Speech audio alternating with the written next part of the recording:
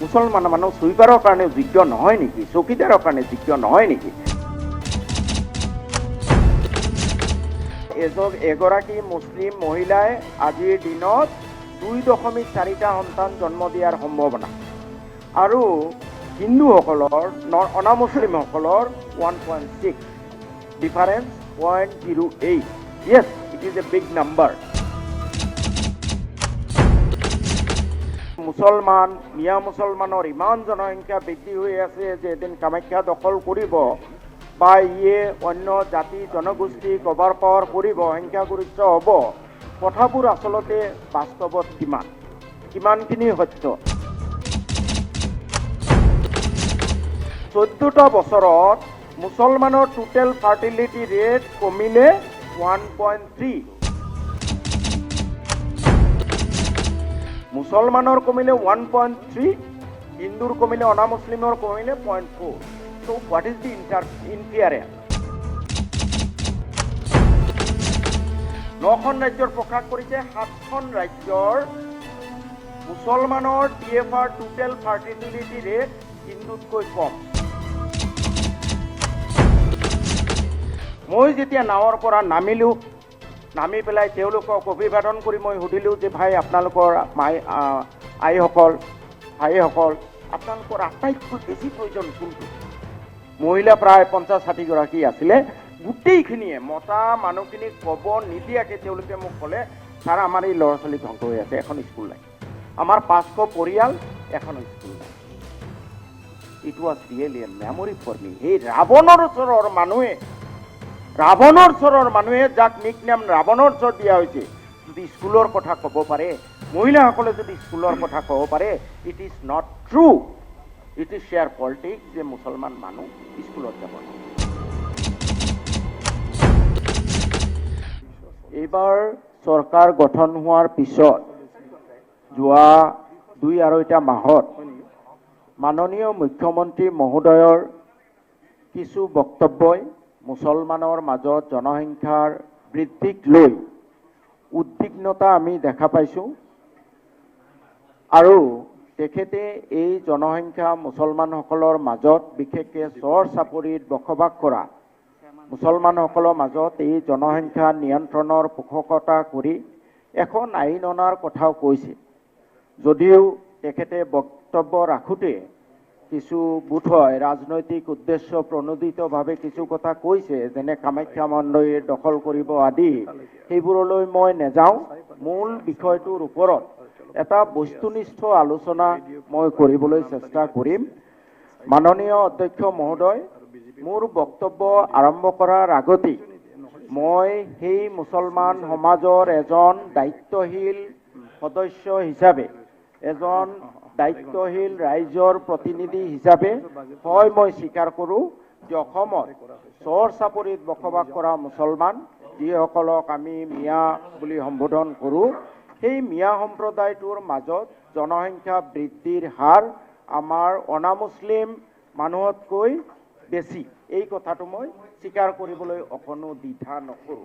আৰু মাননীয় উপাধ্যক্ষ মহোদয়, মাননীয় মুখ্যমন্ত্ৰী মহোদয়ে যিদৰে উদ্বিগ্নতা প্ৰকাশ কৰিছে এই জনসংখ্যাৰ বৃদ্ধিক লৈ, এই সমাজৰ এজন দায়িত্বশীল নাগৰিক হিচাপে মোৰো একেই সমান উদ্বিগ্নতা, কাৰণ I believe in quality not in number. গতিকে মোৰো সমানেই উদ্বিগ্নতা আছে। এই ক্ষেত্ৰত মাননীয় উপাধ্যক্ষ মহোদয়, যিধৰণে কথাবোৰ মিডিয়াত প্ৰকাশ কৰা হৈছে যে মিয়া মুছলমানৰ ইমান জনসংখ্যা বৃদ্ধি হৈ আছে যে এদিন কামাখ্যা দখল কৰিব বা ইয়ে অন্য জাতি জনগোষ্ঠী কভাৰ পাৱাৰ কৰিব, সংখ্যাগৰিষ্ঠ হ'ব, কথাবোৰ আচলতে বাস্তৱত কিমানখিনি সত্য? মাননীয় উপাধ্যক্ষ মহোদয়, মই কেন্দ্ৰীয় স্বাস্থ্য মন্ত্ৰালয়ে 2020 চনৰ ডিচেম্বৰত প্ৰকাশ কৰা নেশ্যনেল ফেমিলি হেল্থ ছাৰ্ভেৰ কিছু তথ্য, কিছু নাম্বাৰ মই উদ্ধৃত কৰিব খুজিছোঁ। 2020 চনৰ ডিচেম্বৰত কেন্দ্ৰীয় স্বাস্থ্য মন্ত্ৰালয়ে প্ৰকাশ কৰা অনুসৰি total fertility rate among the Muslim women তাৰমানে এজন মুছলমান মহিলাই কিমান ল'ৰা ছোৱালী জন্ম দিয়াৰ সম্ভাৱনা এইটো দেখুৱাইছে কেন্দ্ৰীয় স্বাস্থ্য মন্ত্ৰালয়ে যে এয়া 2.4 এগৰাকী মুছলিম মহিলাই আজিৰ দিনত 2.4টা সন্তান জন্ম দিয়াৰ সম্ভাৱনা আৰু হিন্দুসকলৰ অনামুছলিমসকলৰ 1.6 difference 0.08 yes it is a big number 0.8 there is difference between the total fertility rate of the Muslim women and non-Muslim women and there lies the concern of the Honorable Chief Minister and there lies the concern of mine also. I am also equally concerned that this growth rate should come down. It should be at par. Etia kothal manoniya upadhyaksh mohoday, how the growth of Muslim is taking place during the last few decades. Hey kothatu ami sabo lagibo. Yar agote 2005 চনত একেই কেন্দ্ৰীয় স্বাস্থ্য মন্ত্ৰালয়ে national family health survey প্ৰকাশ কৰিছিল আজিৰ পৰা 14 বছৰ আগত তেতিয়া দেখা গৈছিল মুছলমান মহিলাসকলৰ টোটেল ফাৰ্টিলিটি ৰেট আছিল তেতিয়া 3.6 আছিল 14টা বছৰত মুছলমানৰ টোটেল ফাৰ্টিলিটি ৰেট কমিলে 1.3 the drop rate is 1.3 14 বছৰত 3.6 পৰা নামি আহিলে এতিয়া মুছলিম মহিলাৰ টোটেল ফাৰ্টিলিটি ৰেট 2.4 কিন্তু যদি একে সময়তে 14টা বছৰত অসমত অনামুছলিম মানুহৰ টোটেল ফাৰ্টিলিটি ৰেট আমি চাওঁ তেতিয়ালে দেখা যাব 2005-6 ৰ পৰা 2019 লৈ অনামুছলিম মানুহৰ total fertility rate has dropped by only 0.4 ইয়াৰ অৰ্থ এইটোৱে the rate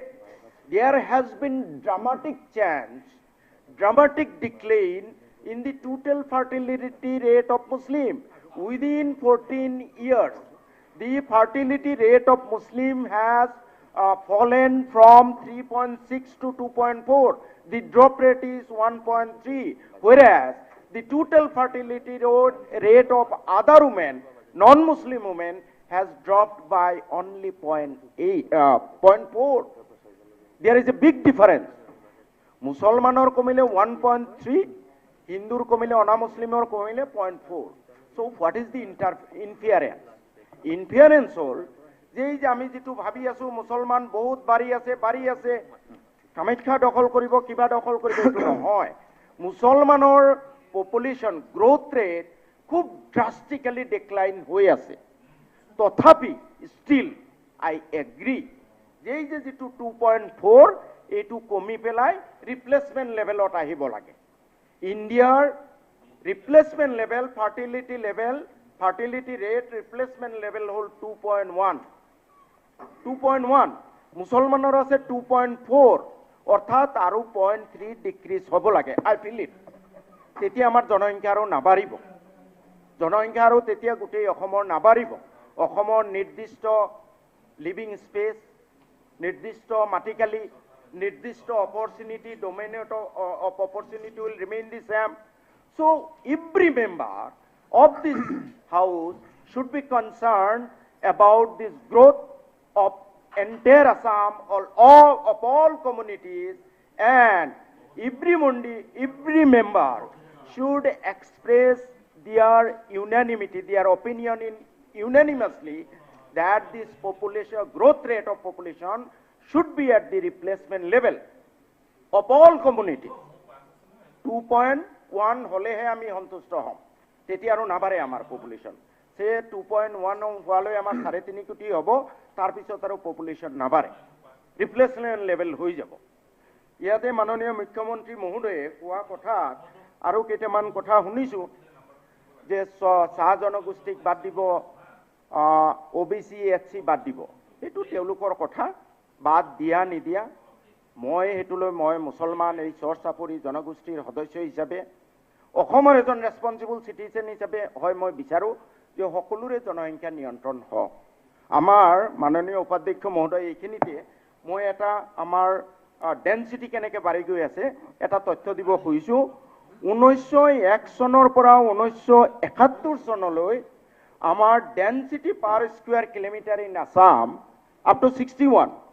Up to 61 1901 চনৰ পৰা গোটেই অল ইণ্ডিয়াৰ এভাৰেজতকৈ কম আছিল কিন্তু আজি 1971 চনৰ পৰা দেখা গৈছে আজিলৈ জনসংখ্যা বাঢ়ি বাঢ়ি আমাৰ কি হৈছে density per square kilometre in Assam is 397 and the all India average is 382 ভাৰতৰ এভাৰেজতকৈ যেতিয়া 1901 চনত আমাৰ আছিল মাত্ৰ 42 ভাৰতৰ আছিল এভাৰেজ 77 হেয়া পৰিৱৰ্তন হৈ ডেমোগ্ৰাফিক পৰিৱৰ্তন হৈ আজি এই কথা অনস্বীকাৰ্য যে অসমৰ পাৰ স্কয়াৰ কিলোমিটাৰ ডেন্সিটি 397 হৈ গ'ল ভাৰতৰ যেটো এভাৰেজ হেতু 382 আমি ক্ৰছ কৰিলো so all residents of Assam all people loving Assam should be equally concerned about this growth rate of population in Assam আজি যদি চাহ জনগোষ্ঠী SC/ST মানুহক বাদ পেলাই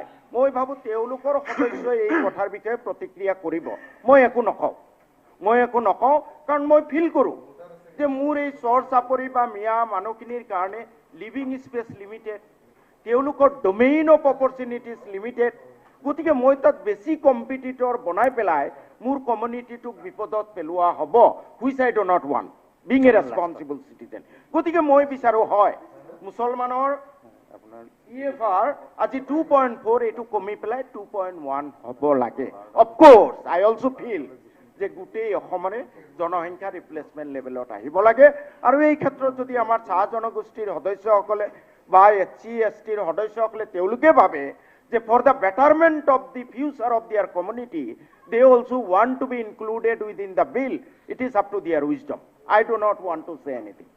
Next মাননীয় অধ্যক্ষ উপাধ্যক্ষ মহোদয় মই আৰু দুটামান কথা এই যে মুছলমানৰ total fertility rate 2.4 above the replacement level 2.1 and it is higher than the non-Muslim by 0.08 যদিও the rate of decline is very sharp very comfortable very encouraging rate of decline 3.6 or 2.4 হৈ গল 1.3 decline হল non মুসলিমৰ decline হল কমিলে মাত্ৰ 0.4 still এই যে মুছলমানৰ 2.4 total fertility rate has not reached the replacement level why মই কিছু আনুষঙ্গিক তথ্য দিব খুজিছো মাননীয় অধ্যক্ষ মহোদয় এই যেটো national family health survey pass 2020 প্ৰকাশ কৰিলে তাত আৰু কিছুমান তথ্য ওলাইছে এই তথ্য মতে আমি দেখা পাম যে কাশ্মীৰৰ এইখিনি মেজৰিটি মুছলমান কিন্তু কাশ্মীৰৰ মুছলমানৰ যেটো growth rate that is the lowest among দি 9 ষ্টেটস যি 9খন ৰাজ্যৰ তথ্য প্ৰকাশ কৰিছে তাৰ ভিতৰত কাশ্মীৰৰ মুছলমানসকলৰ গ্ৰোথ ৰেট আটাইতকৈ বেছি হিন্দুৰো গ্ৰোথ ৰেট আটাইতকৈ কম Kashmiror Musalmanor growth rate, total fertility rate is now only 1.45 against the national average of 2.2. Gutei Bharatborkhor average hol 2.2 total fertility rate. Kashmiror Musalmanor 1.45. Kashmiror Hindur aru kom 1.32. Nokhon rajyor prakash korise tar bhitorot Kashmiror Musalmanor baki 8খন rajyor Hindut koi আটাইতকৈ কম total fertility rate Kashmir. Why this aberration we see? I would say it aberration. When all over India this trend is different, in Kashmir it is different. This is because there has been huge socio-economic development in Kashmir. Tar karone aji etu hoise.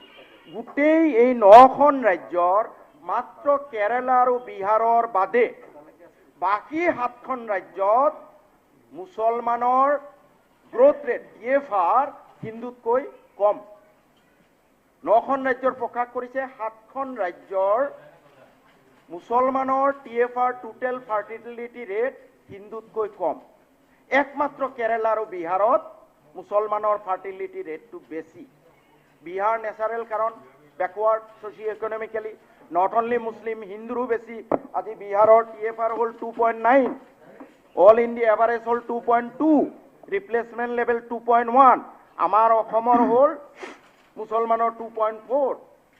গতিকে বিহাৰৰ এজে হ'ল মুছলিম হিন্দু বুলি কথা নাই, চবৰে বেছি। So' I forget about Bihar, come to Kerala. Y? Kerala যথেষ্ট উন্নত, তৎসত্ত্বেও তাত মুছলমানৰ ফাৰ্টিলিটি ৰেটটো বেছি বাকী 7খন ৰাজ্যতকৈ। কিয়? কাৰণ হ'ল কেৰালাত বাকী 7খন ৰাজ্যত উইমেনে যেনেকৈ এক্সেছ টু এডুকেশ্যন পাইছে, কেৰালাত কিন্তু উইমেনখিনি শিক্ষা দীক্ষাত অলপ পিছ পৰি আছে। This is the bitter truth. গতিকে মাননীয় উপাধ্যক্ষ মহোদয়, যিটো কথা মই হাউচৰ দৃষ্টিগোচৰ কৰিব খুজিছোঁ, আৰু এটা কথা, irrespective of religion, caste and creed, all over India এই নেশ্যনেল হেল্থ ছাৰ্ভে প্ৰকাশ কৰিছে যে ৰুৰেল উমেনৰ ফাৰ্টিলিটি ৰেট নগৰতকৈ বেছি, নগৰতকৈ বেছি। That is the good question.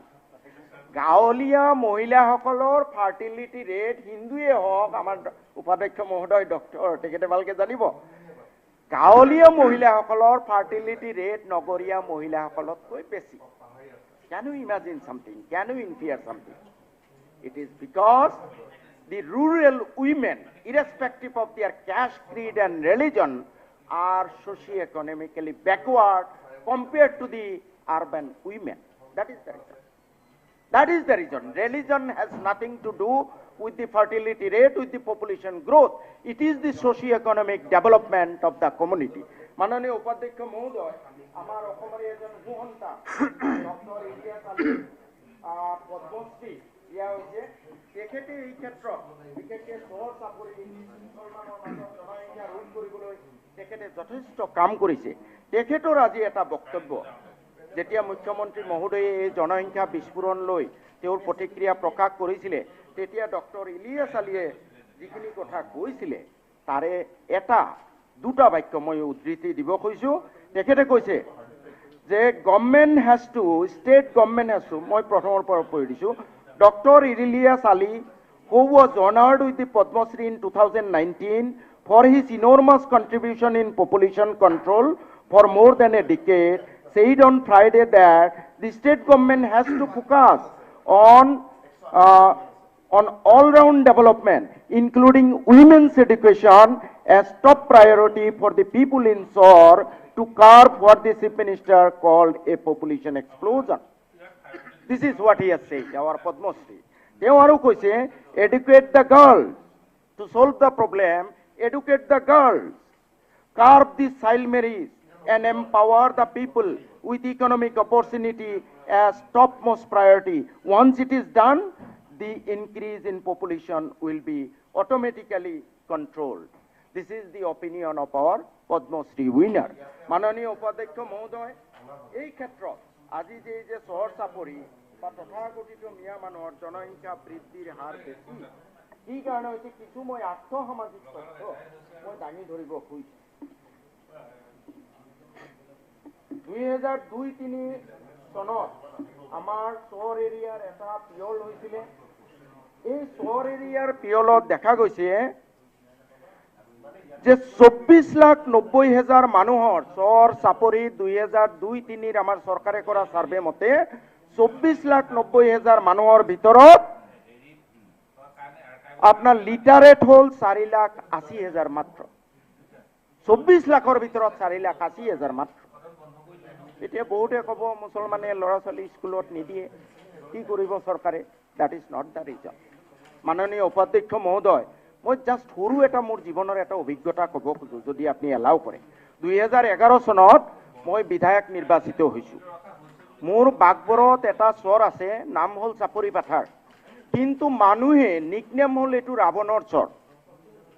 ৰাৱণৰ চৰ কিহৰ কাৰণে? সেই চৰটোত শিক্ষা দীক্ষাটো নায়েই, স্কুল টিস্কুল নাই, ইহঁতে ইমান মৰামৰি কথা কটি কৰে যে বেলেগ চৰৰ মানুহে ভয় কৰে ইহঁতক, কাৰণ নাম দিছে ৰাৱণৰ চৰ। মই নিৰ্বাচিত হোৱাৰ পিছত ফ্লাডৰ সময়ত সেই চৰলৈ যাত্ৰা আৰম্ভ কৰিলোঁ নাৱেৰে, আৰু মনটো মোৰ দুৰু দুৰুকৈ কুপিছে যে জাহাম চালা ৰাৱণৰ চৰত প্ৰথম কিবা হয়, ইহঁতে বা কি কৰে, মোক কিবা ডিমাণ্ড দিয়ে, যদি মই ফুলফিল কৰিব নোৱাৰোঁ। মই গৈ নাৱৰ পৰা নামিলোঁ দুপৰীয়া, আৰু গৈ দেখিছোঁ তেওঁলোকে খবৰ পায় প্ৰায় 100-150 মানুহ জমা হৈ আছে, প্ৰায় ল'ৰা ছোৱালী 50-60টা তাতে আছে, সৰু সৰু স্কুল গোয়িং, তেওঁলোকে স্কুল যাব লাগিছিলে। মই খুব ভয়ে ভয়ে নামিছোঁ যে এই মানুহখিনিয়ে বা কি ডিমাণ্ড দিব, মই 5 বছৰত যদি ফুলফিল কৰিব নোৱাৰোঁ মোকো মাৰিব নেকি পিছৰবাৰ আহোঁতে। কিন্তু মাননীয় উপাধ্যক্ষ মহোদয়, এইটো মোৰ মানক পটত চিৰদিন স্মৃতি হৈ থাকিব তেওঁলোকৰ ৰিয়েকশ্যন চাই। মই যেতিয়া নাৱৰ পৰা নামিলোঁ, নামি পেলাই তেওঁলোকক অভিবাদন কৰি মই সুধিলোঁ যে ভাই আপোনালোকৰ আইসকল ভাইসকল আপোনালোকৰ আটাইতকৈ বেছি প্ৰয়োজন কোনটো? মহিলা প্ৰায় 50-60 গৰাকী আছিলে, গোটেইখিনিয়ে মতা মানুহখিনিক ক'ব নিদিয়াকে তেওঁলোকে মোক ক'লে, ছাৰ আমাৰ এই ল'ৰা ছোৱালী ধ্বংস হৈ আছে, এখন স্কুল নাই, আমাৰ 500 পৰিয়াল, এখনো স্কুল নাই। It was really a memory for me. সেই ৰাৱণৰ চৰৰ মানুহে যাক নিকনেম ৰাৱণৰ চৰ দিয়া হৈছে, যদি স্কুলৰ কথা ক'ব পাৰে, মহিলাসকলে যদি স্কুলৰ কথা ক'ব পাৰে, it is not true, it is share politics যে মুছলমান মানুহ স্কুলত যাব নোখোজে। মাননীয় উপাধ্যক্ষ মহোদয়, এতিয়া কাজিয়া হৈ থাকে নে? দুৰ্ভাগ্যবশতঃ আজিও তাত স্কুল দিব পৰা নাই, প্ৰাইভেটকে এখন স্কুল হৈছে। চৰকাৰক মই বহুতবাৰ আবেদন দিছোঁ, এতিয়াও এটা প্ৰপ'জাল চৰকাৰৰ বিবেচনাধীন হৈ আছে আজি 20 বছৰ হৈ গ'ল। চাপৰি পথাৰত এখন স্কুলৰ প্ৰপ'জাল আছে, চেংচন স্কুল, মানে ৰাৱণ বধ হোৱা নাই এতিয়ালৈকে? এতিয়া নাই। আপুনি ছাৰ এইটো লৈ যি ৰাৱণৰ চৰ যদিও কাজিয়া হয়, যিসকলে শিক্ষাৰ কথা ক'ব পাৰে, আমি বোধহয় এই সদনত তেওঁলোকক লৈ হাহাটো উচিত নহ'ব, তেওঁলোকক চেলুট কৰা উচিত হ'ব। ৰাৱণ বধ কৰা যি ৰাৱণৰ চৰৰ মহিলাই অন্য ডিমাণ্ড নকৰি স্কুলৰ কথা ডিমাণ্ড কৰিব পাৰে, I feel that we should salute the people of ৰাৱণৰ চৰ from this house. ছাৰ, আজি এই যে 24 লাখ মানুহৰ লিটাৰেট মাত্ৰ 4 লাখ আছে। ডেমোগ্ৰাফাৰসকলে কৈছে, আপুনি ভালকে জানিব, population growth is inversely proportional to literacy rate. The more is the literacy, the less will be growth of population. This is not my saying.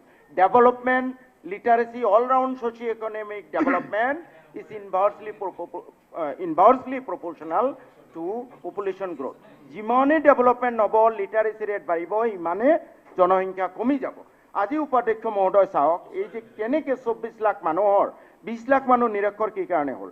যিকেইটা চহৰ আছে 14টা জিলাৰ, তাৰে যোৰহাট মুঠ মানুহ হ'ল 2,15,000।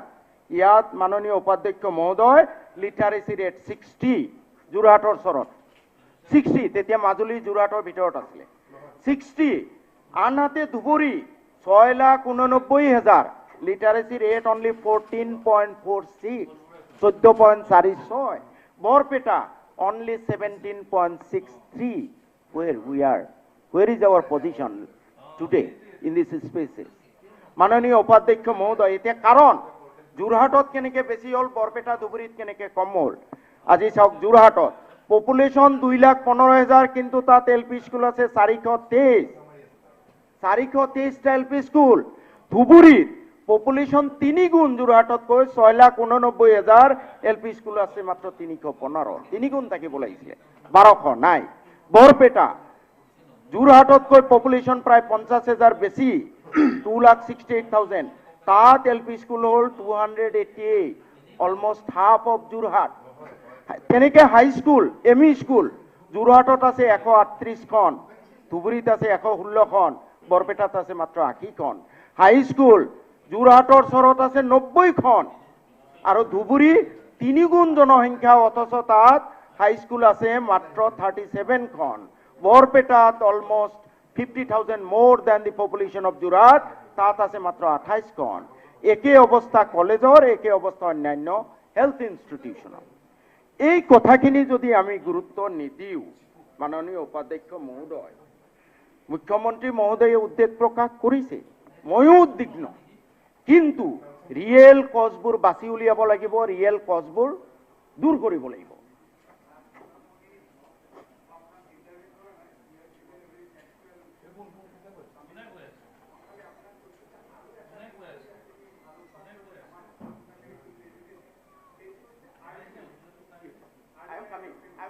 I am coming to that. That is a very important thing. এতিয়া মাননীয় উপাধ্যক্ষ মহোদয়, মই আৰু 2 লাইন মান কিহৰ কাৰণে, এটাতো ক'লো এডুকেশ্যন, আজি চৰকাৰী এটা নিৰ্দেশনা আছে মাননীয় উপাধ্যক্ষ মহোদয় বহুতবাৰ দিছে নিৰ্দেশনা মই এটা গভৰ্ণমেণ্ট চাৰ্কুলাৰ পঢ়ি দিছোঁ WAP 189/75/47 dated 2477 reflection of subdivision wise population pattern in government employment চৰকাৰী চাৰ্কুলাৰ আকৌ ৰিটাৰিট কৰিলে same circular 1982 reiteration of instructions on population pattern in government service আকৌ 91ত দিলে যে সাব ডিভিজন আৰু ডিস্ট্ৰিক্ট লেভেলত এটলিষ্ট 3rd গ্ৰেড আৰু 4th গ্ৰেডত পপুলেশ্যন পেটাৰ্ণত চাকৰি দিব লাগে তাৰ পিছতে এখন আইন হ'ল ইন স্পাইট অফ দ্যাট মাননীয় উপাধ্যক্ষ মহোদয় এই সেক্ৰেটাৰিয়েটৰ পৰা অৰ্ডাৰ যায় যে ডিস্ট্ৰিক্ট আৰু জিলা আৰু মহকুমা ভিত্তিত তোমালোকে এটলিষ্ট 3য় আৰু 4ৰ্থ বৰ্গৰ চাকৰিৰ ক্ষেত্ৰত জনসংখ্যা অনুপাতে দিবা মাননীয় উপাধ্যক্ষ মহোদয় এই সেক্ৰেটাৰিয়েটৰ পৰা যায় অৰ্ডাৰ আৰু এই সেক্ৰেটাৰিয়েটত এপইণ্টমেণ্ট কেনেকুৱা হৈছে মই জাষ্ট দুটামান উদাহৰণ দিম এটা আনষ্টাৰ্ট কুৱেশ্যন 28 মতে 2014 সেই বছৰ তেতিয়া সেক্ৰেটাৰিয়েটত ক্লাছ 3 টোটেল এপইণ্টমেণ্ট হৈছিলে জুনিয়ৰ এডমিনিষ্ট্ৰেটিভ এছিষ্টেণ্ট 100 মুছলমানে পাইছে মাত্ৰ 4% ক্লাছ 3 ড্ৰাইভাৰত এপইণ্টমেণ্ট হৈছে 25টা তাৰে মুছলমানে পাইছে মাত্ৰ এটা এই আমাৰ সেক্ৰেটাৰিয়েট অথচ চাব আপোনাৰ প্ৰাইভেট যিমান ড্ৰাইভাৰ আছে মুছলমান কিন্তু যেতিয়া গভৰ্ণমেণ্ট চাকৰিৰ কথা আহে তেতিয়া 25 এটা মানে 6% য'ত মুছলমান 74% সুইপাৰ 9টা বৰপেটা মেডিকেল কলেজত য'ত 74% মুছলিম বৰপেটা জিলাত তাত সুইপাৰে এটাও পোৱা নাই মুছলমান মানুহ সুইপাৰৰ কাৰণে যোগ্য নহয় নেকি চকীদাৰৰ কাৰণে যোগ্য নহয় নেকি মাননীয় উপাধ্যক্ষ মহোদয় এইটো হ'ল এমপ্লয়মেণ্টৰ কথা চৰকাৰী নিৰ্দেশনা থকা সত্ত্বেও এমপ্লয়মেণ্টত এইজনে বৈষম্য কৰা হৈছে সুইপাৰ ৱৰ্ডটো ইউজ নকৰে এইটো ক্লিনাৰ বুলি ক'ব লাগে ওকে চৰকাৰী ৱৰ্ড সুইপাৰ আছিলে এইটো চৰকাৰী উত্তৰ যিটো আছিলে আজিকালি সুপ্ৰিম কোৰ্টে ভাৰ্ডিক্ট দিছে যে সুইপাৰ ৱৰ্ডটো ক'ব নালাগে ক্লিনাৰ বুলি ক'ব anyway I withdraw that word sweeper that may be replaced by cleaner